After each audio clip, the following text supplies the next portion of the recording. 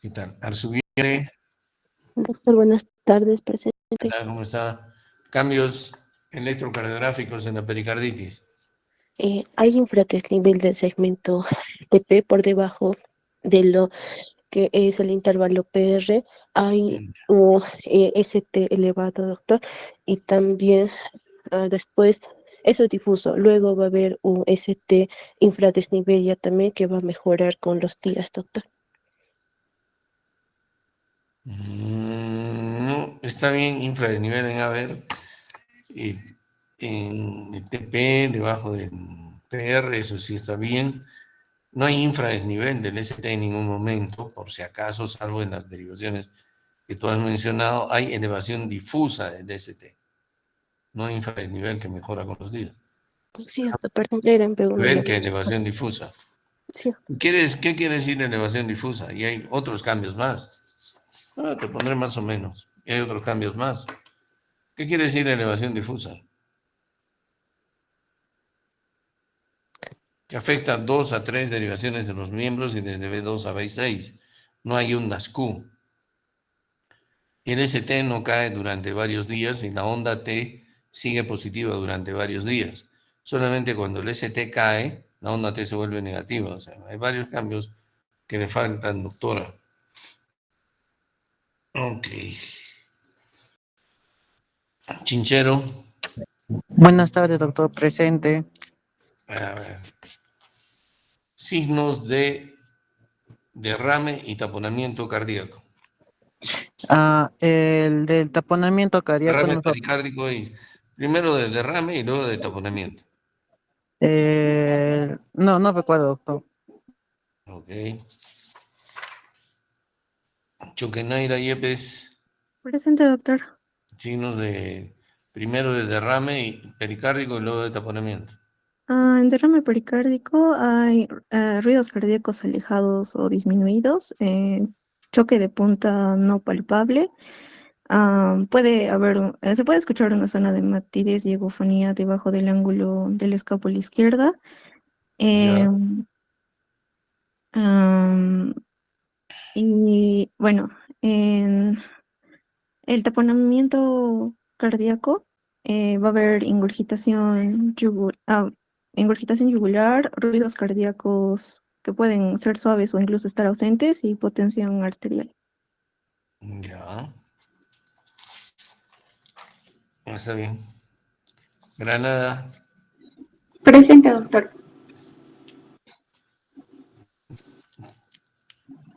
¿Qué pasa con las ondas del pulso venoso en el taponamiento cardíaco? ¿Por qué se caracteriza? Ya en el pulso venoso la onda X va a ser bastante prominente y va a haber ausencia de lo que es la onda Y. ¿Por qué hay ausencia de ella?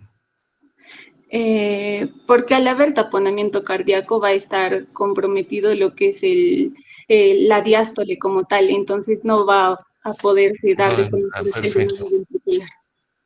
perfecto. Achircana, achircana, achircana. Ok. Monje Torres, Presente, doctor. Buenas tardes. la curva de llenado ventricular en la pericarditis constrictiva, ¿por qué se caracteriza? Ah, este, es un, hay una, doctor, hay un llamado rápido inicial que no está impedido por el, ah, ah, un momento. Ay, Ok, ya no. Mal, mal, Camila, por si acaso. Tú sabías que hoy día ibas a dar orales. sí, Palomino Alcarraz, Palomino Alcarraz, Palomino Alcarraz, Roque Quispe, Buenas tardes, doctor. ya. ¿Por qué se caracteriza No la recuerdo, curva doctor. de llenado ventricular en la pericarditis constrictiva? No recuerdo, doctor. Ok.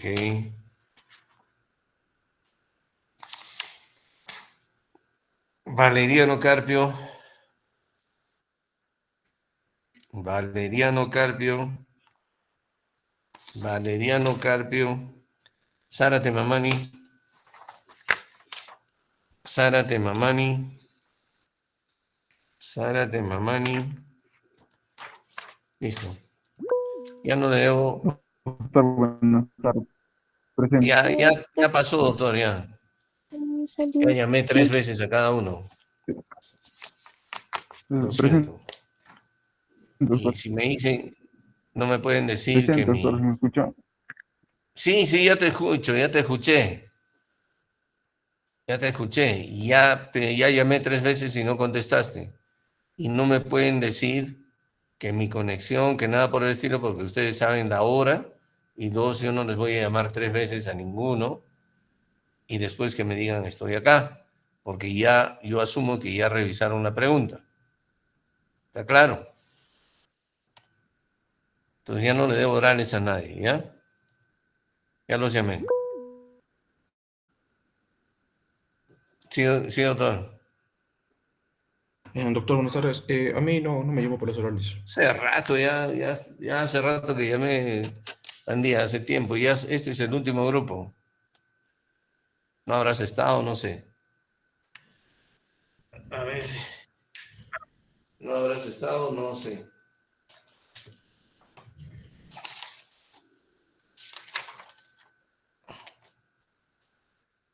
Claro. Claro que sí.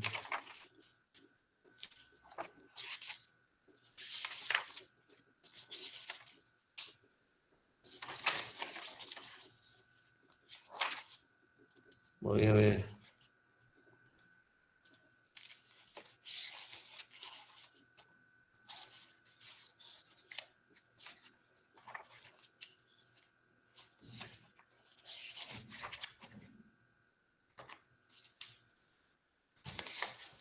A ver, un ratito. Voy a verificar. Aquí lo tengo. Porque no quiero tener problemas con nadie.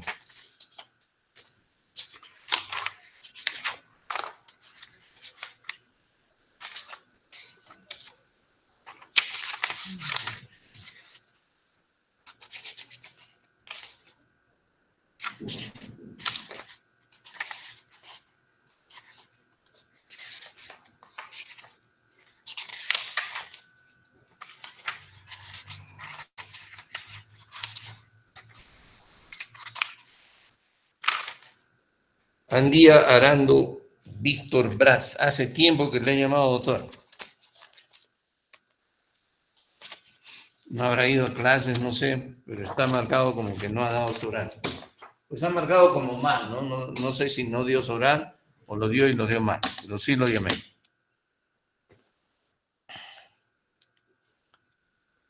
Ok, no le debo a nadie orales, ¿eh?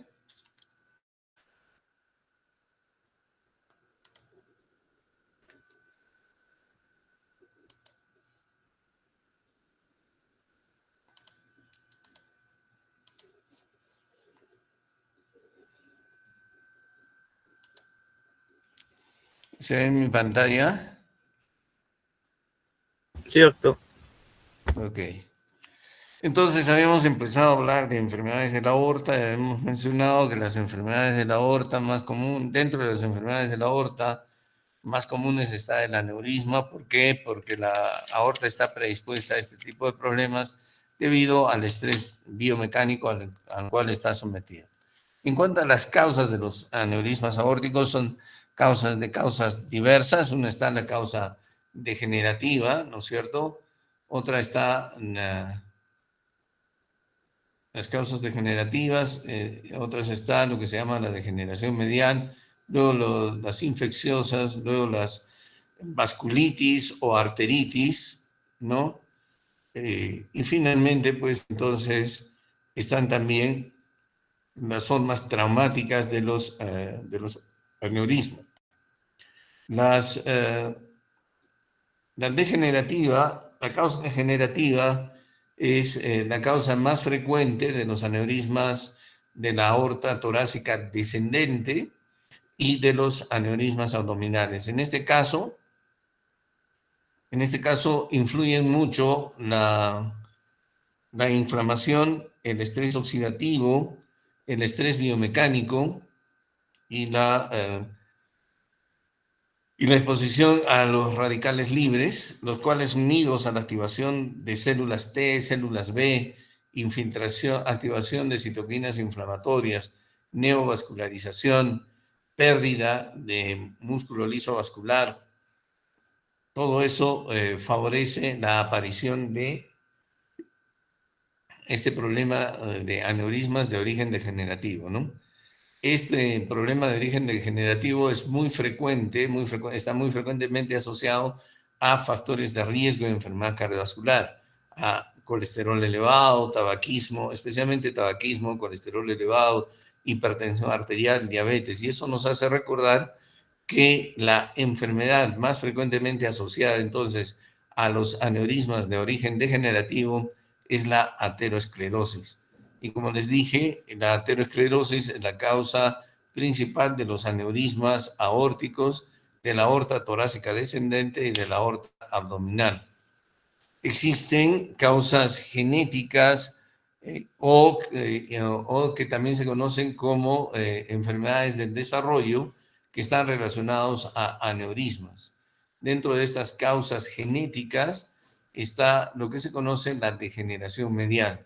Este es un término histopatológico que se aplica a una condición en la cual el colágeno y la elastina, que hemos dicho que son dos componentes de la pared de la aorta, cuya mala producción o excesiva destrucción favorecen el aneurisma aórtico. En esta condición existe una inadecuada producción de colágeno y elastina y un reemplazo de la capa media, de las células de la capa media, por material mucoide, compuesto por glucosamina glicanos, que les da una apariencia quística a la capa media. Por eso antes esto se conocía como necrosis quística de la media y ahora se llama degeneración medial.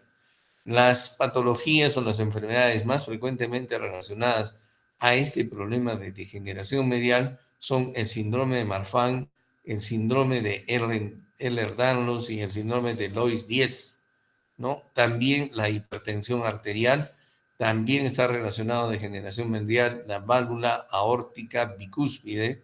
En realidad la válvula aórtica bicúspide se asocia a una aortopatía. Entonces, la hipertensión arterial, la válvula aórtica bicúspide, el síndrome de Marfan y todo lo que acabamos de mencionar está asociado a degeneración medial. En un 20% de casos existe una presentación familiar de los aneurismas. Y en este caso se ha visto, por ejemplo, que como en el síndrome de Marfan, en el síndrome de Marfan está alterado la producción, está alterado el gen que codifica la fibrilina 1. La fibrilina 1 es un material, es una proteína que les confiere estabilidad a las microfibrillas de la parte media de la pared de la aorta. Y entonces, al estar esta producción alterada, se produce debilidad, ¿no? Eso también puede producirse de manera familiar, por una predisposición familiar hasta en un 20% de casos. Por otro lado, el déficit de fibrilina 1 está asociado a un aumento de la señalización del factor de crecimiento transformante beta. La mutación del factor de crecimiento y el aumento de la señalización a través de este factor de crecimiento transformante beta es muy frecuente en los pacientes que tienen síndrome de Loeys-Dietz. De Loeys-Dietz y síndrome de Ehlers-Danlos también. Entonces, existe predisposición familiar a esto y el síndrome de Marfan se caracteriza fundamentalmente por lo que se llama degeneración medial, que también se ve en hipertensión arterial y en la válvula aórtica bicúspide. La degeneración medial produce o favorece la aparición de aneurismas en la raíz de la aorta que puede llegar a comprometer los senos de Valsalva, como ven ustedes en esta diapositiva donde se ve dilatación sinotubular. Entonces, los aneurismas de la aorta ascendente y que comprometen incluso la raíz de la aorta son producidos fundamentalmente por patologías que producen degeneración medial o lo que antes se llamaba necrosis quística de la media. Los agentes infecciosos que producen aneurismas están representados fundamentalmente por la sífilis, que cada vez es más rara, pero que cuando produce aneurismas, como ven ustedes en la diapositiva, afecta fundamentalmente también a la aorta ascendente y puede llegar a afectar a la raíz de la aorta ascendente y la raíz de la aorta.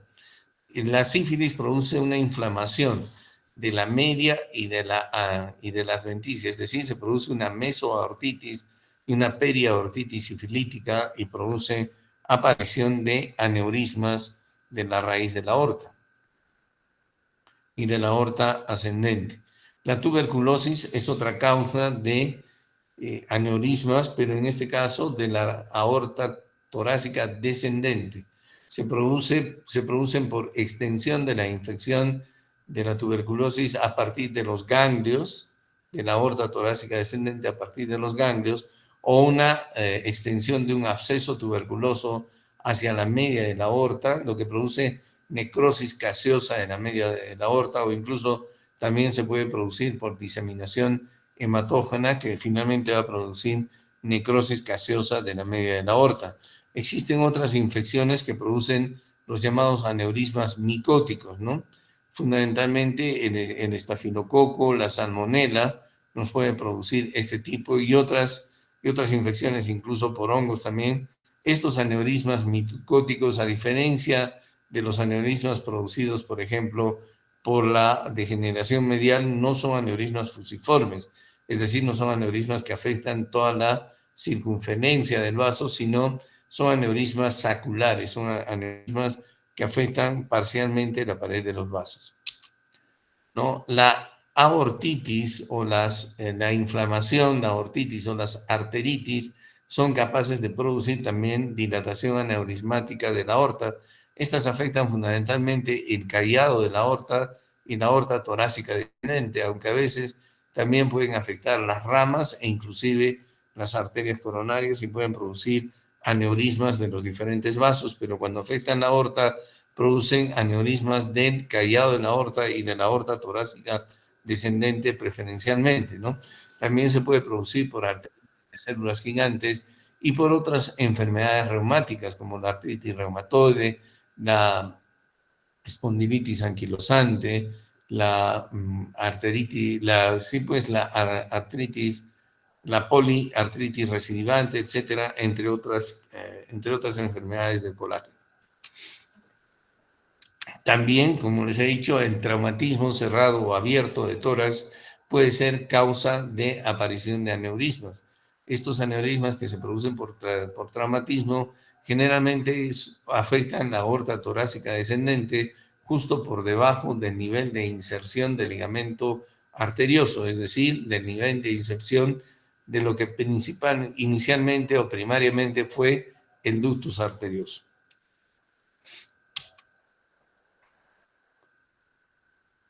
Bien, hablemos ahora del aneurisma torácico, ¿no? Acabo de decirles entonces que la necrosis quística en la media, que así se denominaba antes y actualmente se denomina degeneración medial, es la causa principal de los aneurismas de la aorta ascendente y que pueda llegar a comprometer la raíz de la aorta, es decir, los senos de Valsalva, ¿no?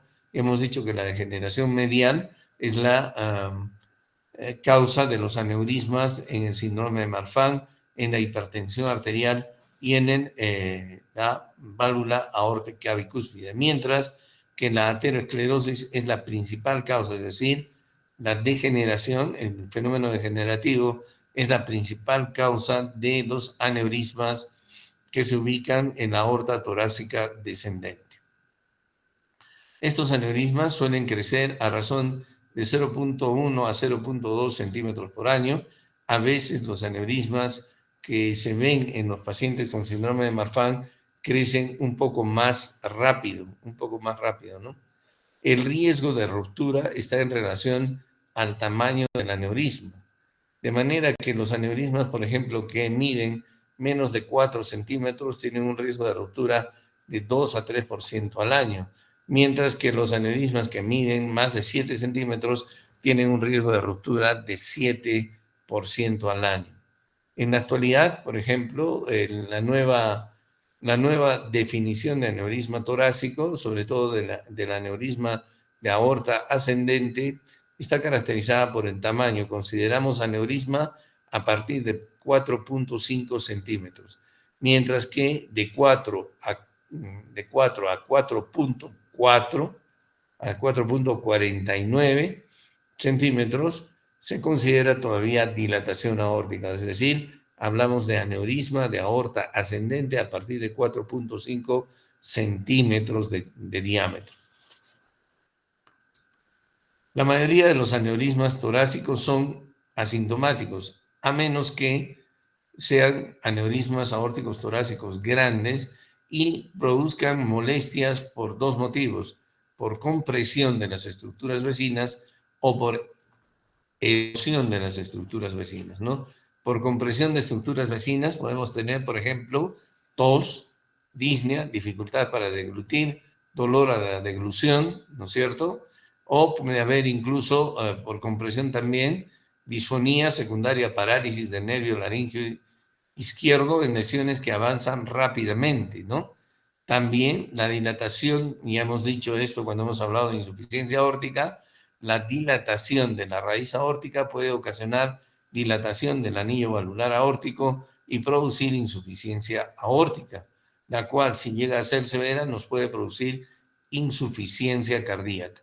El paciente puede sufrir accidentes cerebrovasculares, ¿no? Accidente isquémico transitorio o claudicación secundaria a aterosclerosis aórtica, ¿no? Recuerden que si el paciente tiene aneurisma de aorta descendente, cuya causa más frecuente es la aterosclerosis, también puede tener aterosclerosis en otros sitios y el paciente sufrir de accidentes cerebrovasculares. Cuando le tomamos una radiografía de tórax, este paciente, como puede estar en su mayoría, la mayoría de veces asintomáticos y tener síntomas por problemas de compresión, ¿no? Como ya hemos mencionado, tos, disnea, ronquera, dificultad para la deglución, ¿no? O, como dice, disfonía secundaria, parálisis, o incluso puede tener también un síndrome de vena cava superior si se compromete el drenaje venoso sistémico. Entonces, pero el paciente puede estar asintomático muy frecuentemente y a veces la primera manifestación la vemos en una radiografía que se tomó por otras causas. Y esto nos puede mostrar un ensanchamiento del mediastino, ¿no? Un ensanchamiento del mediastino, en este caso por un aneurisma que compromete el callado aórtico y la aorta torácica descendente. O puede haber también un ensanchamiento del mediastino por un aneurisma que comprometa la aorta ascendente, ¿no? Entonces, si se sospecha de un aneurisma, lamentablemente una radiografía de tórax o una ecocardiografía no nos da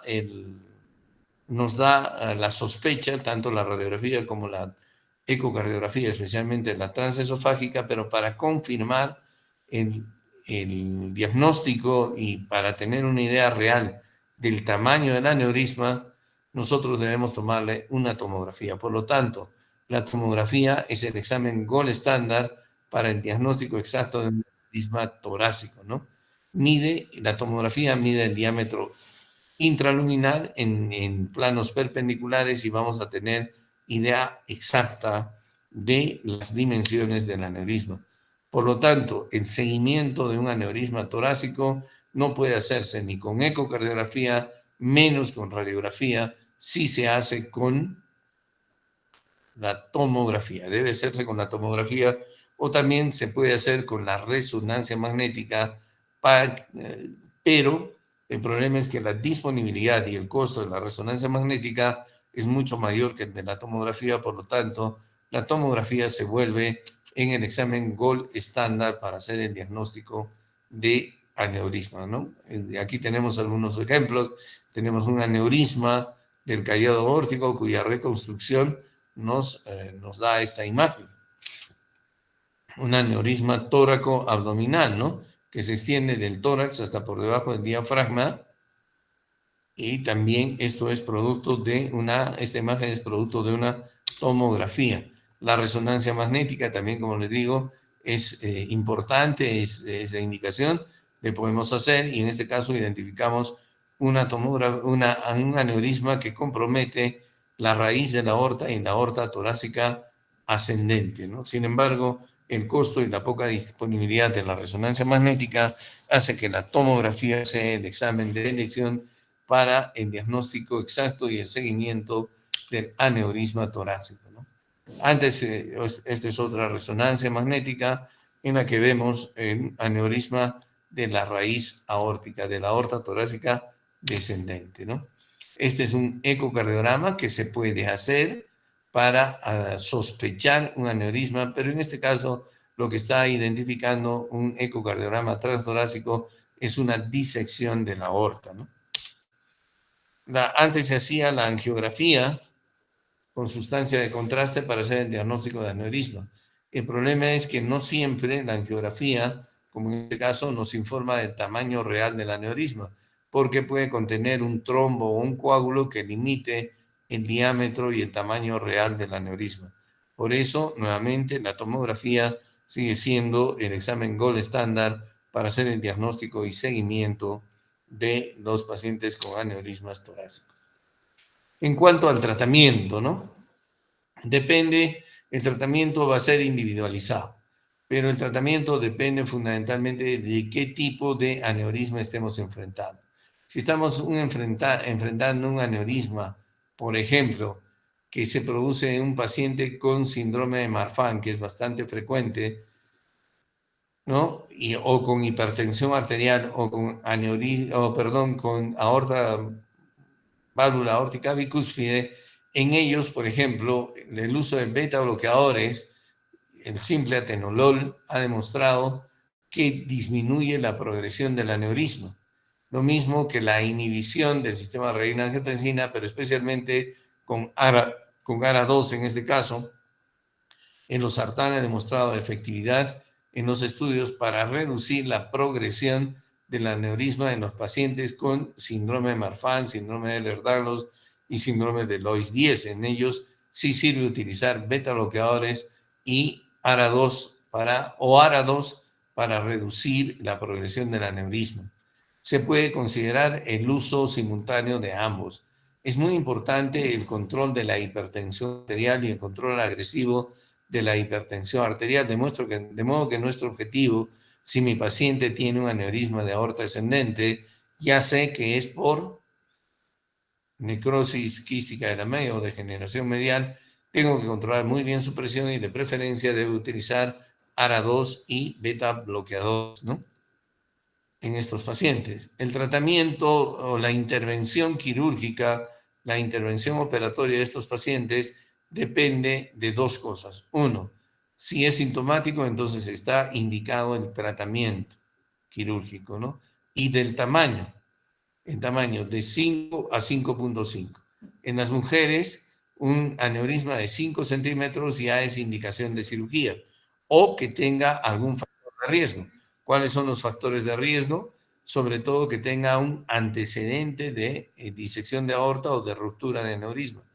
Eso. Entonces, si es mujer y tiene un diámetro de 5, debo sugerir que la paciente sea intervenida si su aneurisma es de aorta ascendente, ella es mujer y tiene antecedentes de ruptura o de disección. Si es varón, un diámetro de 5.5 es indicación para intervención, para la intervención. O, por otro lado, si ha crecido 0.5 centímetros en el último año o a razón de 0.3 centímetros en los últimos 2 años. Entonces, un crecimiento rápido, que el paciente sea sintomático por el aneurisma. Si es mujer, tiene 5 de diámetro. Si es varón, 5.5, nos hacen indicar cirugía o pedir cirugía, solución quirúrgica para estos aneurismas, ¿no? Para estos aneurismas. Se puede considerar tamaños inferiores, diámetros inferiores, como de 4.5 para los pacientes con síndrome de Marfan para que puedan ser intervenidos. Cuando el aneurisma es de la aorta torácica descendente, está indicado el tratamiento quirúrgico cuando tiene 5.5 centímetros de diámetro. Pero también se puede hacer un tratamiento endovascular, es decir, colocar un stent o cuando nuevamente el crecimiento es de 0.5 centímetros por año. En Marfan, 4.5 a 5 centímetros por año se puede, 4.5 a 5 centímetros de diámetro se puede considerar la cirugía, porque en estos pacientes la velocidad de aumento del tamaño del aneurisma es bastante alta. Entonces, ¿qué dice la guía? Se considera el reparo quirúrgico o el reparo percutáneo. EVAR es quirúrgico, TEVAR es percutáneo, decidirlo en forma individualizada, ¿no es cierto? En el aneurisma aórtico se recomienda seleccionar una endoprótesis con un diámetro bueno, eso ya esto debe ser individualizado en relación a qué se individualiza, como les acabo de decir, en relación a los síntomas, si el paciente está individualizado en relación al sexo y en relación al tamaño del aneurisma. ¿Qué es lo que se hace? Generalmente se reemplaza la zona, se reemplaza toda esta zona, toda esta dilatación por una prótesis, un tubo valvado, se reinsertan las coronarias, ¿no? Este es el tubo valvado, se retira toda la zona aneurismática y se le coloca un tubo valvado. En esa zona, este tubo contiene una prótesis valvular y aquí mismo, que es un material de teflón, se reimplantan las arterias coronarias, ¿no? Realmente, eso sí es una maravilla que hacen los cirujanos. El aneurisma abdominal es bastante más frecuente en varones que en mujeres. De hecho, todos los aneurismas son bastante más frecuentes en varones que en mujeres. Sin embargo, como el aneurisma abdominal, en su mayoría, en la mayoría de los casos, en el 90% de los casos, el aneurisma abdominal es de origen aterosclerótico, es más frecuente en mujeres. La incidencia aumenta con la edad y más del 90%, como acabo de mencionarles, de los aneurismas de más de 4 centímetros a nivel abdominal están asociados con aterosclerosis. El pronóstico está relacionado con el tamaño del aneurisma y como son aneurismas producidos por aterosclerosis, también está relacionado al grado de enfermedad coronaria y cerebrovascular concomitante. Es decir, si tiene aterosclerosis en la aorta abdominal, nada evita que tenga aterosclerosis a nivel coronario o a nivel cerebrovascular, ¿no? La mayoría de estos aneurismas también son asintomáticos y a veces son descubiertos por una ecografía que se desarrolla o se realiza por otros motivos o durante un examen rutinario, un examen físico rutinario en una paciente o en un paciente que vaya a ser sometido o esté estudiado por otra enfermedad. Y entonces ahí el médico puede detectar una masa pulsátil en el abdomen, no se les ocurra jugar con una masa. Otras veces el paciente puede estar sintomático y en caso de aneurismas abdominales grandes, el paciente puede tener un dolor abdominal constante o intermitente. Este dolor puede irradiarse al epigastrio, al dorso o incluso hacia el escroto, puede irradiarse hacia los genitales. La presencia de dolor en caso de un aneurisma abdominal es un marcador de mal pronóstico porque señala ruptura inminente, ¿no? Ruptura inminente. Puede el paciente tener sensación de plenitud, sensación pulsátil y sensación de plenitud gástrica tras una ingesta mínima de alimentos. Entonces, en relación al tamaño, nos interesa el tamaño porque esto está de acuerdo al riesgo de ruptura, ¿no? El riesgo de ruptura a 5 años en un aneurisma abdominal menor de 5 años es del 1 al 2%. De menor de 5 centímetros, perdón, es del 1 al 2%.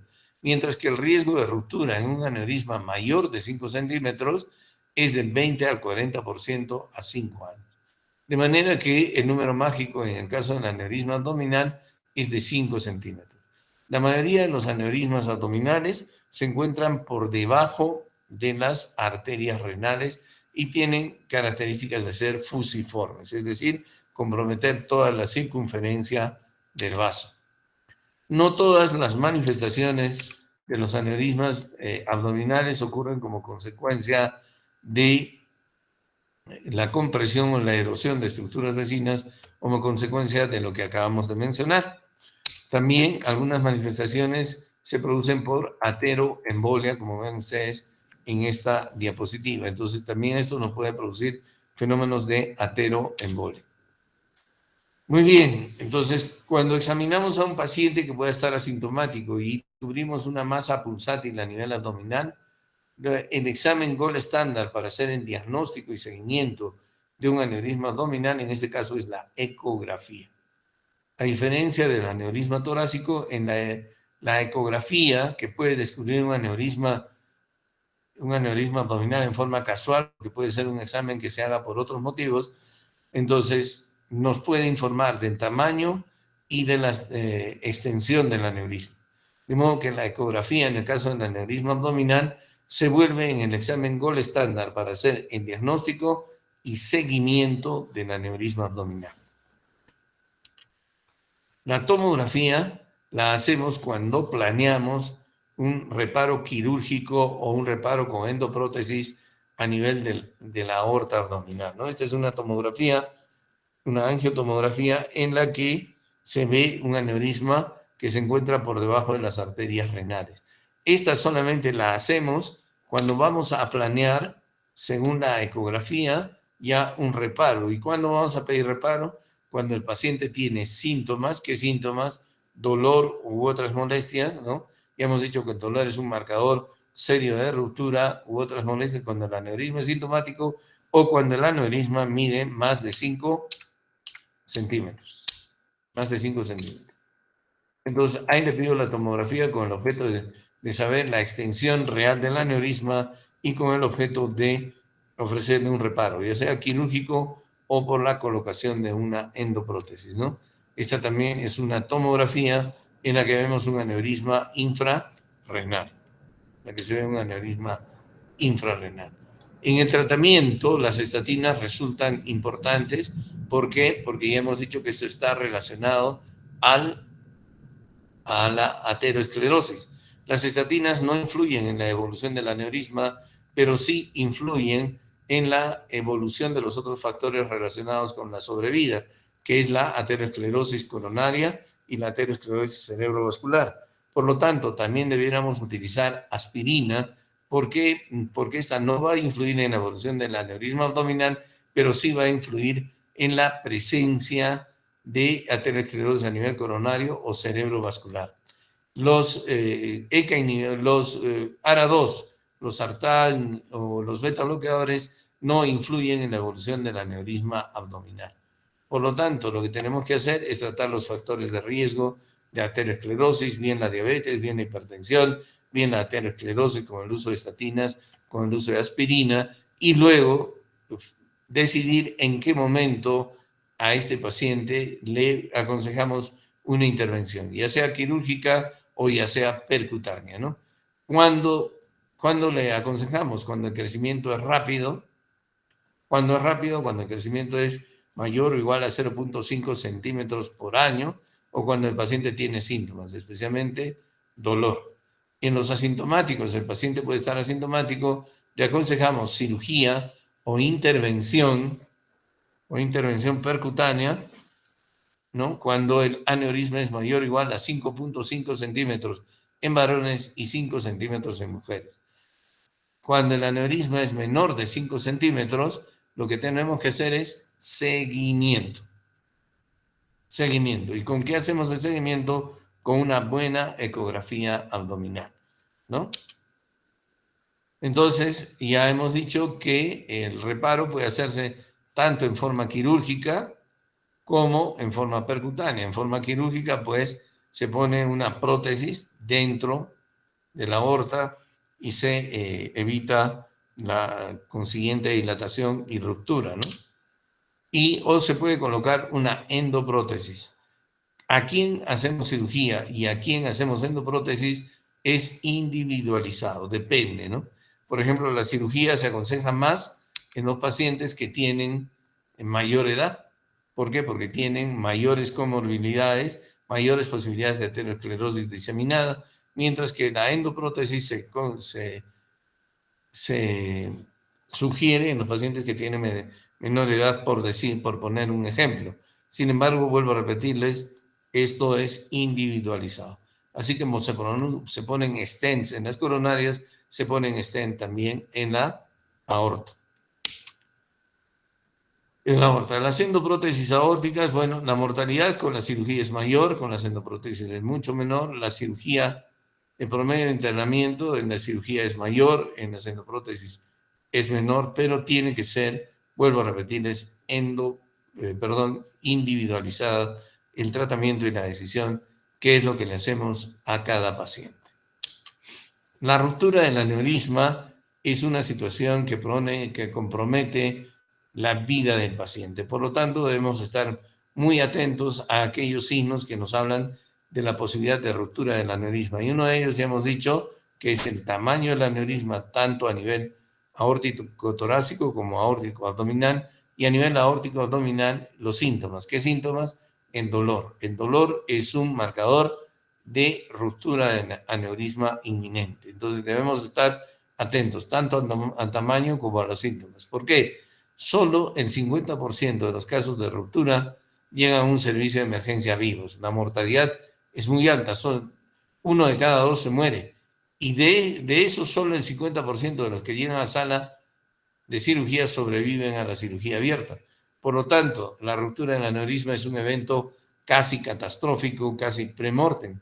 24% mueren antes de la cirugía y la mortalidad global por la ruptura del aneurisma va hasta de cerca de un 100%, de un 78 a un 94%. Entonces debemos estar atentos a hacer un seguimiento adecuado al paciente que tiene ya sea un aneurisma de aorta torácica o de aorta abdominal. Muy bien, yo creo que nos quedamos ahí. Si ustedes tienen alguna pregunta, son 4:43. ¿Alguna pregunta? Sí, doctor, disculpe para confirmar el tratamiento de los pacientes que tienen aneurisma torácico, que usualmente son por FM de Marfan. ¿Es el mismo tratamiento que los pacientes que tienen aneurisma torácico por lóbulo bicúspide o hipertensión arterial, verdad, doctor? ¿Están en el mismo grupo? Están en el mismo grupo, sí. Ah, ok, doctor. Entonces ahí utilizamos de preferencia beta bloqueadores y bloqueadores del sistema renina-angiotensina, ¿no? Puede ser los sartán y atenolol, que son los que se han probado en este tratamiento. Pero si mi paciente además es hipertenso, lo que tengo que hacer es controlar bien la hipertensión arterial. Sobre todo en los aneurismas de la aorta ascendente y de la raíz de la aorta. Doctor, y con respecto al tratamiento, ¿se prefiere el uso de los ARA2 más que a los IECAS, verdad? Sí, en este caso sí. Gracias, doc. ¿Por qué se prefiere? Porque son los que han sido estudiados. El que ha sido estudiado ha sido el losartán.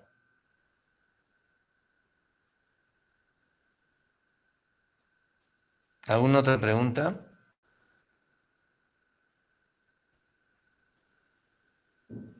¿Alguna otra pregunta? Ok, entonces nos estamos viendo.